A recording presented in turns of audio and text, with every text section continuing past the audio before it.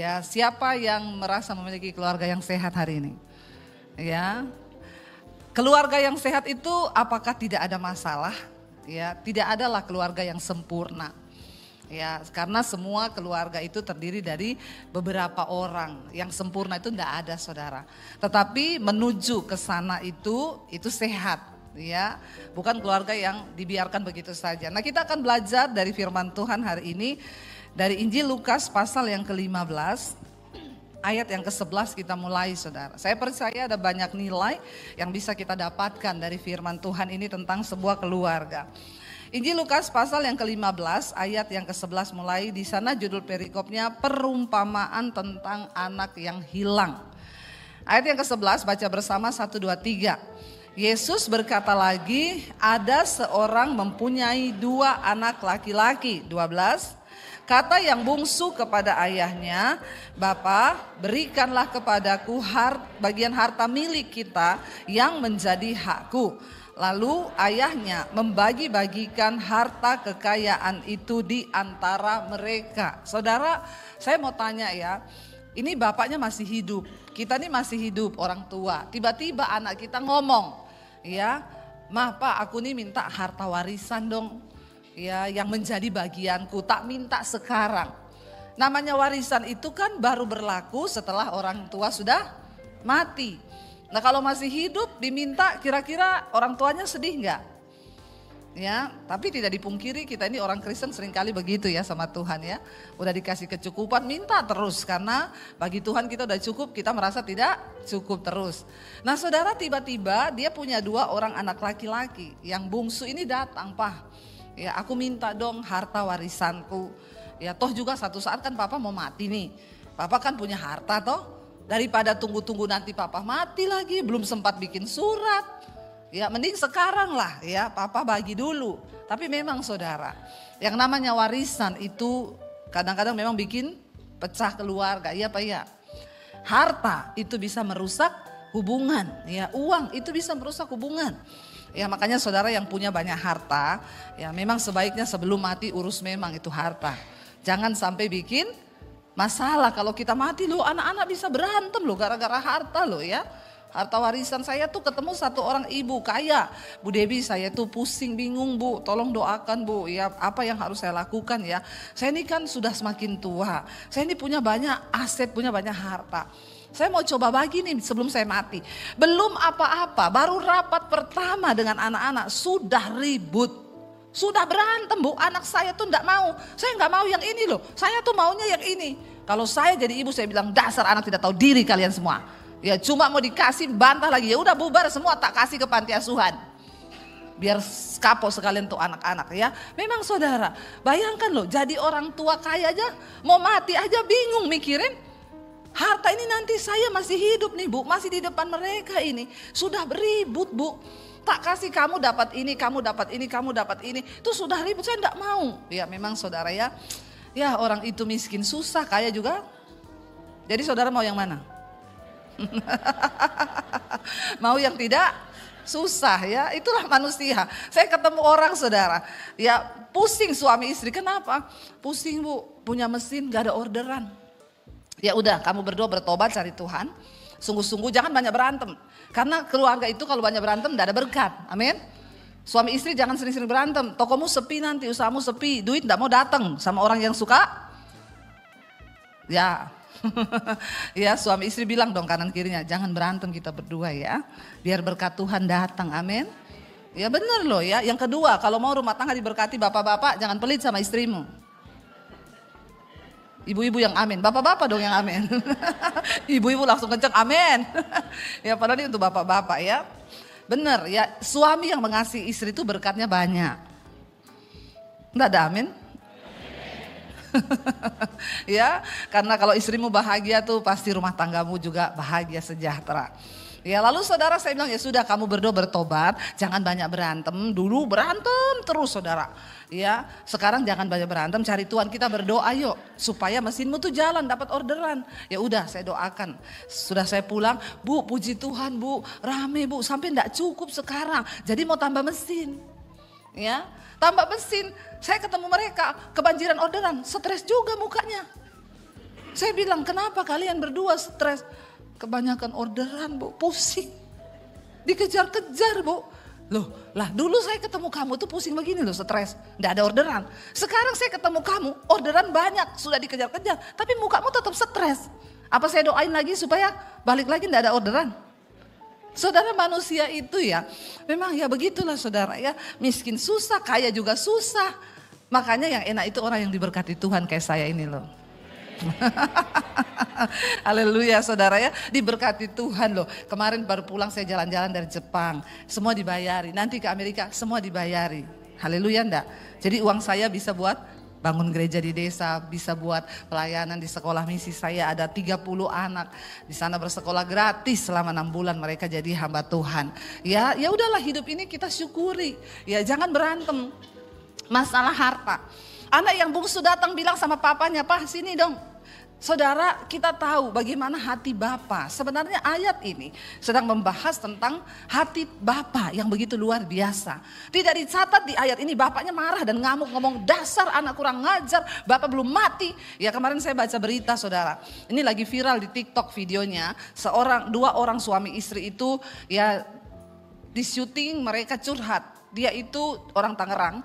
Tadinya orang kaya banget, sekarang diusir keluar dari rumah mereka. Semua hartanya dibalik nama atas nama anaknya, bahkan rumahnya diambil anaknya, dan dua orang tua ini sekarang terluntang lantung, tidak punya rumah, tidak punya apa-apa karena hartanya semua, rumahnya diambil oleh anaknya. Ya, jadi dia bilang, "Ya saya sudah tanda tangan semua nama, ternyata anak saya memperlakukan saya seperti ini." Dia lagi viralkan ini di TikTok saudara ya. Sekarang tuh di Indonesia gampang, mau viralkan sesuatu syuting aja, upload di TikTok atau kirim ke Lambe Turah. Ya itu langsung turah-turah itu lambe-lambe saudara ya. Jadi memang benar di Indonesia ini luar biasa. Tapi di sini saudara, bapak itu tidak diomongin bapaknya marah atau ngomong, "Dasar kamu gini-gini." Enggak loh. Ya dia bilang, "Beri harta bagian milikku." Ayat 13, baca bersama ayat 13. Beberapa hari kemudian anak bungsu itu apa? Menjual seluruh bagiannya itu lalu pergi ke negeri yang jauh. Di sana ia apa? Memboroskan harta miliknya itu dengan hidup berfoya-foya. Orang itu kalau nggak biasa kerja lalu dapat harta ya begini kelakuannya. Makanya orang tua jangan ajari anakmu itu terlalu gampang hidupnya. Bikin dia agak menderita, amin. Loh malah ketawa, apa saya yang salah? Ya begini, kalau enggak pernah kerja lalu akhirnya dikasih hidup yang enak, ya karena nggak pernah diproses. Ya dia nggak pernah tahu caranya cari uang seperti apa, susahnya hidup itu seperti apa. Akhirnya begitu dapat harta pergi berfoya-foya, memboroskan karena dia nggak pernah tahu susahnya cari uang. Kita bisa melatih anak-anak kita itu menderita saudara. Ya, anak saya tuh dari SD, SMP, SMA mereka harus naik transportasi umum, entah itu Gojek atau angkot ke sekolah. Nah sekarang ini ada anak saya SMA kelas 3, ya marah-marah, "Mam, aku tuh loh sekolah naik Gojek, hujan." Ini kan tiap pagi hujan. Saya bilang, "Enggak apa-apa, yang bawa aku diantar naik mobil." Ya dulu kakakmu tuh semua menderita begitu.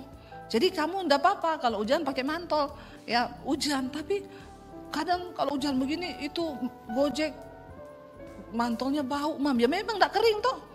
Enggak apa-apa, kamu jalani aja hidupmu. Kadang basah sampai di sekolah, ndak apa-apa ya.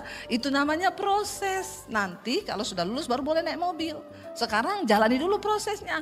Pulang sekolah saudara karena mau ujian, kadang malam dia harus bimbel lagi. Saya dengar di atas mesin cuci hidup, dia lagi nyuci baju. Jam 9 malam. Saya biarin. Seringkali kita harus tega saudara. Ya supaya mereka dari hal-hal perkara kecil nih. Ajari anak-anak kita. Nanti karena malam dia sudah nyuci, bangun pagi nyetrika bajunya sendiri. Biarin ya, jangan apa-apa kita tolong. Jadinya seperti ini nih. Dapat duit ya bukannya investasi atau usaha lagi, dijual untuk apa? Berfoya-foya. Ayat 14, setelah dihabiskannya semuanya, habis nih duitnya. Sudah habis duitnya, timbul apa? Bencana kelaparan di dalam negeri itu. Dan ia pun mulai melarat. Melarat ini di bawahnya miskin. Ya, miskin itu masih di atas. Kalau sudah melarat, ini sudah di bawahnya miskin. Berarti memang sudah tidak ada apa-apa. ya sudah berfoya-foya, dihabiskan, tiba-tiba datang bencana kelaparan. Ingat saudara, dalam hidup ini kita harus berhikmat. Sebab kita nggak pernah tahu apa yang akan terjadi kan. Mungkin kalau nggak ada bencana kelaparan, ya dia masih bisa kali ngosek-ngosek kanan kiri, meminta-minta atau apa. Tapi kalau sudah yang namanya bencana kelaparan, kita bersyukur Indonesia dipelihara dan dijaga Tuhan. Katakan, nggak usah mengeluh beras naik. Memang ini mau lebaran. Yang kedua, banjir di mana-mana jadi gagal panen. Kasihan petaninya. Ya, ada teman saya bikin status. Harga beras tahun ini itu yang terburuk daripada tahun 95. Lah iyalah udah berapa tahun? 26 tahun. Lalu bayangkan saya bilang jangankan beras ya. Ya ini apalagi mau lebaran. Jadi memang semua naik. Tapi masih ada beras yang bisa dimakan, bersyukur. Amin. Nggak usah bikin status. Saya lihat hari-hari ini sosial media beras naik. Ya ternyata nunggu mana makan gratis. Pret. Saudara ya, gak usah nunggu makan gratis. Ya, makan sendiri kalau masih bisa makan, amin. Sukanya kok gratisan. Ya, jangan punya iman yang gratisan, makan sendiri selama masih ada. Saya justru di masa-masa begini, saya bagi sembako. Bilang amin dong. Ya, kita orang Kristen, ayo menjadi orang yang berbeda. Nggak usah banyak mengeluh, tetap menjadi berkat. Amin. Ya, karena kita percaya kita hidup karena berkat Tuhan. Ya, keadaan di sekeliling bisa berubah, tapi kalau Tuhan yang menjaga, Ishak itu loh, dia menabur di masa kering, di masa kelaparan. Tuhan bilang, di tengah masa kekeringan, Ishak bertambah kaya, semakin kaya dan semakin bertambah kaya karena dia mau menabur. Saudara, dikatakan di sini akhirnya datang kelaparan. Kita bersyukurlah Indonesia tidak ada kelaparan. Ayat 15 dikatakan di sana. Lalu ia apa? Pergi bekerja pada seorang majikan di negeri itu. Orang itu menyuruhnya ke ladang untuk menjaga babi. Nanti sudah habis uang baru cari kerja. Sebenarnya kalau uang masih di tangan mikir mau kerja apa. Ini anak-anak muda ya hari-hari ini ya. Jangan terlena ya. Anak-anak muda sekarang itu baru lulus saja sudah berasa udah party-party ya. Ada yang baru lulus SMA sudah mabok. Kasihan deh lu, hidup masih panjang ya. Saya tuh kemarin baru pulang dari Jepang saudara. Saya melihat Jepang itu negara yang maju sekali ya. Dan mereka makmur saudara. Saya bisa bilang makmur kenapa? Itu saudara di toilet umum semua, di toilet rest area, di toilet umum, toiletnya itu semua pakai yang toilet modern. Yang di Indonesia kelasnya di hotel-hotel bintang 5. Yang ada pencetannya cebok, air panas, air dingin. Itu kan di Indonesia dipakainya di hotel mulia, di hotel mana buat kelas-kelas. Di sana enggak, itu buat di parkiran, di toilet umum semua begitu. Berarti canggih toh? Ya lebih maju lah dari Indonesia ya. Indonesia kadang dipencet air enggak keluar toh. Di sana bisa pilih air panas, air dingin loh saudara. Ya. Lalu saudara luar biasa loh, Jepang itu sangat maju, negaranya sangat luar biasa, bersih, enggak ada sampah saudara. Tapi ya tingkat bunuh dirinya nomor 1 di dunia. Ya kenapa saudara? Pemerintah Jepang sekarang sedang berpikir bagaimana membuat rakyatnya itu bisa berbahagia. Ya, kemajuan teknologi itu ternyata tidak menjamin kemakmuran sebuah negara, tidak menjamin kebahagiaan. Kita tahu bersama Jepang itu ya mereka percaya kepada dewa matahari, mereka tidak percaya Tuhan. Ternyata saya selalu berkata yang bisa mengisi kebahagiaan di jiwa manusia itu bukan uang, bukan kekayaan, tetapi itu Tuhan, hanya Tuhan. Tanpa Tuhan, ya kami lewat di salah satu hutan di sana, ya itu dikatakan sama guide-nya Bu ini hutan bunuh diri. Itu di bawah Gunung Fuji, itu disebut juga lautan pohon. Ya itu pohon semua saudara. Jadi orang-orang kalau mau bunuh diri mereka masuk ke hutan itu. Ya dan pemandangan kalau masuk ke hutan itu saudara nanti bisa lihat ada tengkorak masih tergantung di situ bunuh diri. Ada yang duduk di bawah pohon, ada yang ya pokoknya tengkorak semua. Orang-orang datang ke sana bunuh diri membawa barang-barang kesayangan mereka, bawa laptop, bawa apa. Tapi waktu mau masuk hutan itu ada tulisan, ingat engkau punya keluarga yang mengasihimu. Tapi dia tidak mendapat keluarga yang mengasihi, makanya dia bunuh diri. Ya dan ya mereka itu di sana saudara, kita jarang lihat anak kecil. Bahkan pemerintah Jepang itu menyuruh warganya untuk punya anak. Nanti kami biayai anak itu. Tapi tidak ada yang mau punya anak. Mereka di sana nggak mau punya anak, makanya Jepang ini terancam populasi penduduknya. Karena di satu kampung itu saudara, kampung itu sudah tidak ada orang, rumah-rumahnya ditinggali kosong. Orangnya mati, tidak punya anak, dia nggak bisa wariskan kepada siapa-siapa. Ya, beda di Indonesia, rumah satu berabut anak 13. Di Jepang orang mati, nggak ada anak. Jadi rumah itu kosong, ada satu kampung yang memang benar-benar kosong, nggak ada penghuni. Ya saudara nanti bisa lihat di YouTube ya, kampung kosong di Jepang. Rumah ditinggali begitu saja, nggak ada orang. Ya, saya sampai mikir, ya aduh bagaimana ya di Jepang itu, mereka tuh luar biasa saudara, penghasilannya juga ya cukup tinggi di sana UMR-nya, ya pemerintah sudah berusaha suruh ayo punya anak, nggak mau punya anak. Di Indonesia pemerintah udah bilang ayo 2 anak cukup, ya tetap jadi 12. Ya itu di Indonesia, perbedaannya lagi saudara, saya melihat anak-anak muda, makanya saya mau bilang sama anak muda ya, di Jepang anak SMP itu bikin robot. Di Indonesia anak SMP bikin anak.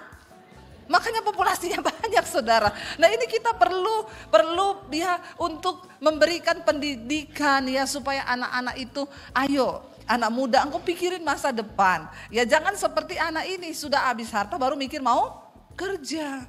Ya waktu dia habis jual dia tidak pikir ini buat apa ya, buka warung kek atau investasi kek. Tapi sudah habis semuanya baru dia memikirkan untuk mencari pekerjaan. Akhirnya dapat pekerjaan. Ya yang paling ya bagus pekerjaan yang diberikan adalah apa? Menjaga babi. Dari anak orang kaya tiba-tiba turun derajat jadi penjaga babi. Setengah mati enggak saudara? Setengah mati, dia belum pernah diproses. Ayat yang ke-16 dikatakan di sana, lalu ia ingin mengisi perutnya dengan ampas yang menjadi makanan babi itu. Tetapi tidak seorang pun yang memberikannya kepadanya. Bayangkan loh, pengen makan ampas babi tok. Cuma pengen makan makanan babi. Tapi dikatakan di sana apa? Tidak seorang pun yang memberikan kepadanya. Jadi dia belum makan, pengen makan. Yang tadinya hura-hura, foya-foya, dugem ya. Jeduk. Sekarang turun di kandang babi. Pengen makan makanan babi tapi tidak ada yang beri. Tragis gak saudara? Kasihan bener, melarat rat di bawahnya miskin. Apakah karena siapa ini yang salah, ini siapa? Ini takdir atau nasib? Takdir itu ditentukan Tuhan. Nasib itu manusia yang buat. Kalau ini siapa yang buat? Dia sendiri, karena ini nasib saudara. Nasib bisa dirubah. Nggak ada kata nasib sudah menjadi bubur. Ya, nasi sudah menjadi bubur. Bubur dikasih kasih bawang goreng, ya, minyak wijen sedikit jadi bubur ayam. Masih bisa enak. Jadi nasib itu kita yang buat. Sampai pengen makan makanan babi tapi nggak ada yang kasih loh. Bayangkan kasihan banget nih saudara. Lalu ia menyadari, ya, ayat 17. Lalu ia menyadari keadaannya, ya 17 dikatakan katanya, ya. Betapa banyaknya orang upahan bapakku yang apa? Berlimpah-limpah makanannya. Tetapi aku di sini mati kelaparan, ya. Kalau kita jadi bapaknya kita bilang apa saudara? Pret. Ya. Saudara lihat dia baru ingat, ya ampun, di rumah bapakku itu banyak pegawai. Dia karena melihat dari kecil bahwa pegawainya bapaknya itu makan dengan makanan berlimpah-limpah. Dia ingat. Bayangkan loh, orang upahan bapakku aja makan makanannya berlimpah. Aku di sini mati kelaparan. Ayat 18 dikatakan di sana, aku akan bangkit dan pergi kepada bapakku dan berkata kepadanya, Bapa, aku telah berdosa terhadap sorga dan terhadap Bapa. Nasib bisa dirubah ketika ada pertobatan di dalam hidup kita. Katakan, amin saudara. Seburuk apapun yang sudah engkau alami, sebesar apapun dosa yang sudah engkau buat, kalau ada pertobatan di dalam hati kita, cuma itu kuncinya kok. Tuhan itu menunggu orang berbalik. Dan berbalik itu bermula itu dari dalam hati. Makanya kita gak bisa suruh-suruh anak-anak kita, ayo bertobat, suruh orang bertobat. Kalau bukan dari dalam hatinya, semuanya palsu. Ya, dari dalam hati dia akhirnya berpikir, aku akan bangkit, ayo bangkit. Jangan terpuruk dalam keadaanmu. Kalau dia tinggal di situ dia pasti akan mati. Mau makan makanan babi aja enggak ada yang kasih. Dia bilang, aku pasti mati di sini. Aku akan bangkit dan pergi kepada Bapakku dan berkata kepadanya, Bapa, aku telah berdosa terhadap sorga dan terhadap Bapa. Kesadaran akan kita sudah melakukan kesalahan dan dosa itu penting di mata Tuhan. Sebab Tuhan menilai sikap hati kita. Semua bermula dari hati. Makanya jagalah hatimu. Ya, tidak ada dosa yang terlalu berat yang tidak bisa diampuni Tuhan, saudara. Enggak ada kesalahan yang terlalu besar yang Tuhan tidak mampu untuk mengampuninya. Asalkan kita benar-benar sadar dan bertobat. Datang kepada Bapa, kembali, bangkit, jangan terpuruk. Ya, jangan bilang ya sudah nasibku lah, ya sudahlah biarinlah. Ayo lakukan sesuatu. Ketika engkau sadar engkau sudah jatuh, engkau berdosa, engkau melakukan kesalahan, bangkit. Di Jepang itu, saudara, ya banyak orang bunuh diri karena ternyata mereka itu nggak punya hati atau jiwa yang memang benar hanya datang dari Tuhan saja itu. Ya, merasa bahwa aku butuh sorga. Orang ini bilang kalau di Jepang mungkin dia sudah pergi ke hutan itu bunuh diri dia, udah gantung diri. Ya, tetapi dia bilang, ya aku akan bangkit, aku akan pergi kembali kepada Bapakku, ya dan aku akan berkata, aku sudah berdosa terhadap sorga dan juga terhadap Bapa. Sikap hati kita, saudara, niat kita untuk kembali ke jalan yang benar, itu yang Tuhan perhitungkan. Sebab pemulihan bisa terjadi. Engkau kembali bisa mengalami berkat sukacita, damai sejahtera, bahkan berkat-berkat materi. Orang diberkati Tuhan itu salah enggak? Enggak. Menjadi kaya itu dosa enggak? Enggak, asal hati kita siap. Ya, asal hati kita siap. Ya, kalau kita menjadi kaya lalu memang untuk kita ini ya, minta air saudara ya. Kalau ada jeruk hangat sih lebih bagus ya.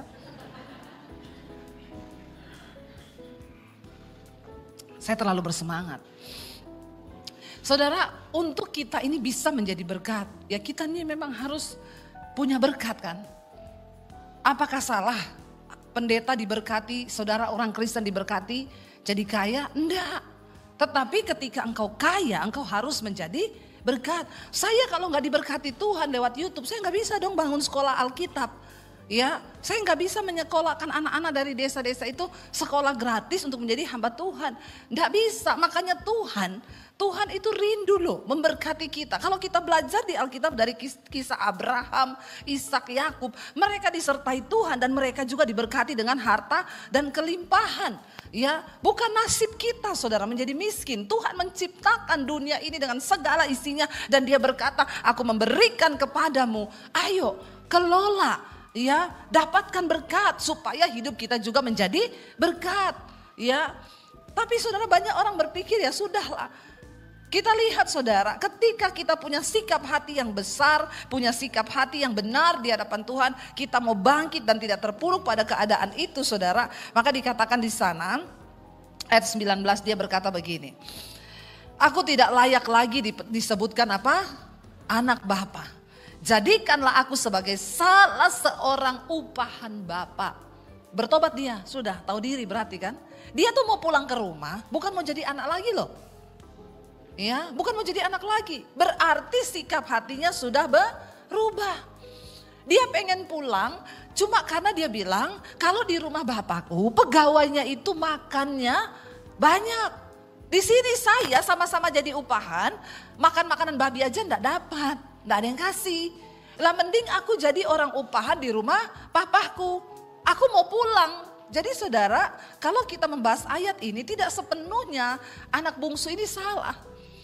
Ya, memang dia sudah salah ketika meminta harta itu sebelum waktunya dan salah dalam memboroskan. Tetapi kemudian waktu dia menderita, dia bertobat. Dia bertobat. Kenapa bapaknya terima? Karena memang bapak melihat hati. Niat hatinya loh, dia bilang aku akan pulang.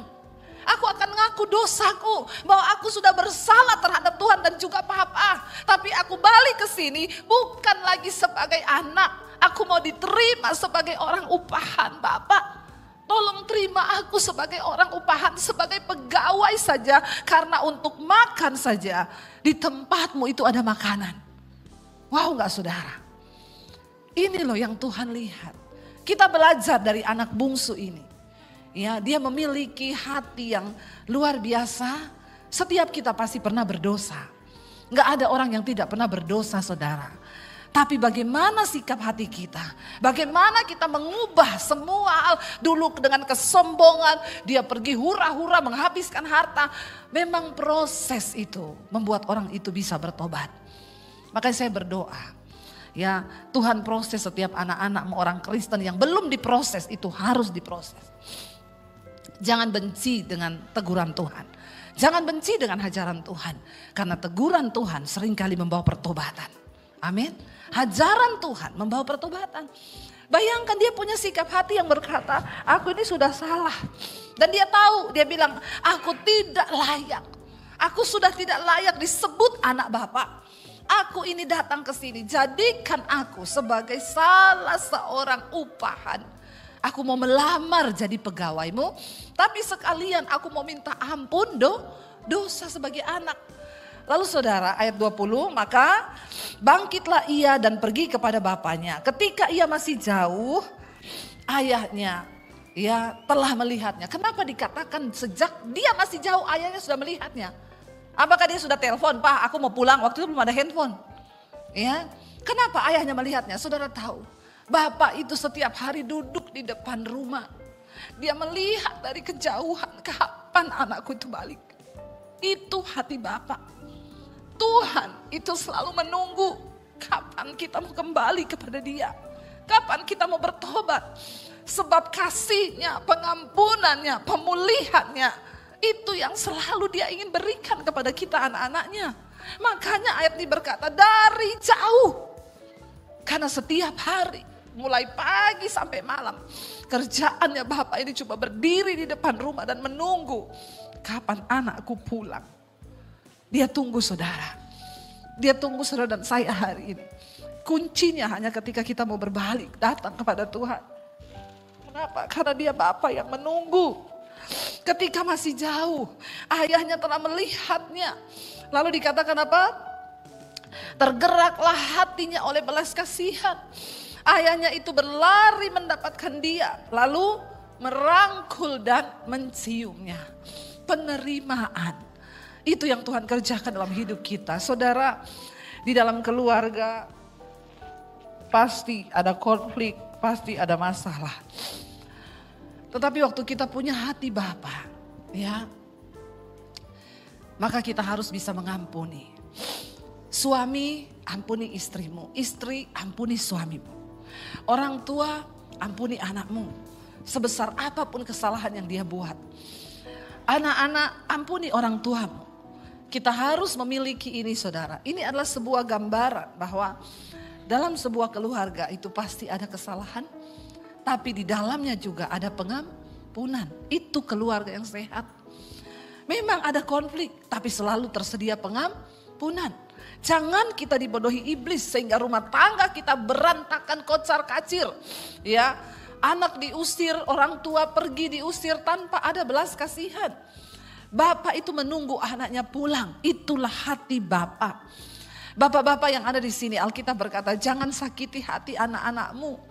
Sehingga engkau tanpa belas kasihan, engkau melakukan sesuatu yang menyakiti hati anakmu. Dan tanpa ada belas kasihan, engkau tidak mau dengan kasih untuk merangkul anak-anakmu. Demikian anak-anak engkau mungkin yang terluka karena perbuatan orang tuamu. Jangan kau hidup dalam kepahitan. Saya banyak menemukan orang yang berkata, Bu saya ini udah pahit sama keluarga saya. Apapun yang terjadi dengan mereka saya gak mau tahu lagi. Saya pernah mengalami hal yang menyakitkan ketika saya diusir dari keluarga saya. Tapi satu kerinduan saya berdoa Tuhan berkati aku. Supaya aku bisa menjadi berkat bagi keluarga. Supaya mereka melihat Kristus dalam hidupku. Puji Tuhan sebelum mami saya meninggal sekarang. Saya diberkati Tuhan, saya beliin mami saya rumah. Ya, sehingga semua orang bisa melihat. Ya, apa yang saya pernah alami dulu. Harusnya saya bisa kepahitan. Ya, banyak orang menjadikan alasan masa lalunya sebagai alasan dia hidup dalam dosa hari ini. Dia kepahitan. Saya melayani banyak laki-laki yang homo dan mereka berkata, saya jadi begini karena papa saya, Bu. Dari kecil saya dipukulin papa saya. Jadi gambar diri saya terhadap bapak itu rusak. Sehingga saya mencari kasih sayang seorang bapak. Saya ketemu om-om. Ya, jangan pakai alasan apapun untuk membenarkan kehidupanmu yang dalam dosa hari ini. Semua pengalaman pahit yang terjadi, jadikan itu menjadi satu cambukan untuk kita kembali kepada Tuhan. Anak bungsu ini berkata, aku akan bangkit. Aku pulang ke rumah bapakku. Karena aku percaya di sana itu ada berkat. Lalu bapaknya menyambut dia, saudara. Kenapa bapak harus menyambut? Karena bapak ini lama menunggu dia pulang. Memang hati bapak itu penuh belas kasihan. Ayahnya itu berlari mendapatkan dia. Lalu merangkul dan mencium dia. Ayat 21. Kata anak itu kepadanya, baca bersama. Bapa, aku telah berdosa terhadap sorga dan terhadap Bapa. Aku tidak layak lagi disebutkan anak Bapa. Dia katakan apa yang memang niat hatinya tadi kan dicatat. Memang dia sudah berniat, aku tidak layak jadi anak. Aku cuma mau jadi pegawai toh untuk bisa dapat makan.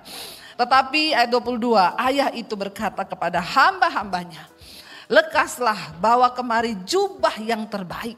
Pakaikanlah itu kepadanya dan kenakanlah cincin pada jarinya dan sepatu pada kakinya. Harta bukan segala-galanya bagi Tuhan. Tapi hidupmu itu yang berarti di mata Tuhan. Kenapa dia pakaiin jubah yang terindah? Dia beri cincin yang termahal. Karena memang saudara, ya Tuhan tunggu engkau. Berkat-berkat jasmani itu cuma bonus yang akan Tuhan berikan. Dia lebih tertarik akan hidupmu.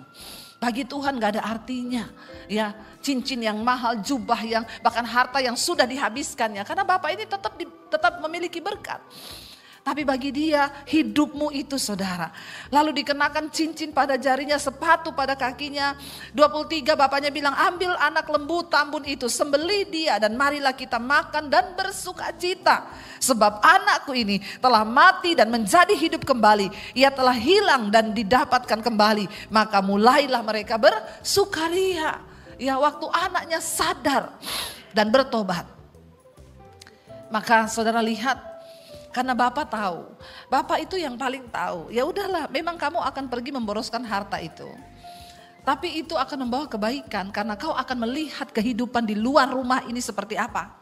Jangan coba-coba keluar dari hadirat Tuhan. Karena kehidupan di luar hadirat Tuhan itu menakutkan saudara. Tapi Tuhan bilang biar coba aja, ya. Ternyata itu membuat hatinya berbalik dan dia bertobat dan kembali. Makanya Bapak bersuka cita. Pertobatan itu yang membuat Bapak bersuka cita. Tetapi anaknya yang sulung berada di ladang dan ketika ia pulang dan dekat ke rumah ia mendengar bunyi seruling dan nyanyian tari-tarian. Lalu ia memanggil salah seorang hamba dan bertanya kepadanya, apa arti semua itu? Jawab hambanya itu, adikmu telah kembali dan ayahmu telah menyembelih anak lembu tambun karena ia mendapatnya kembali dengan sehat.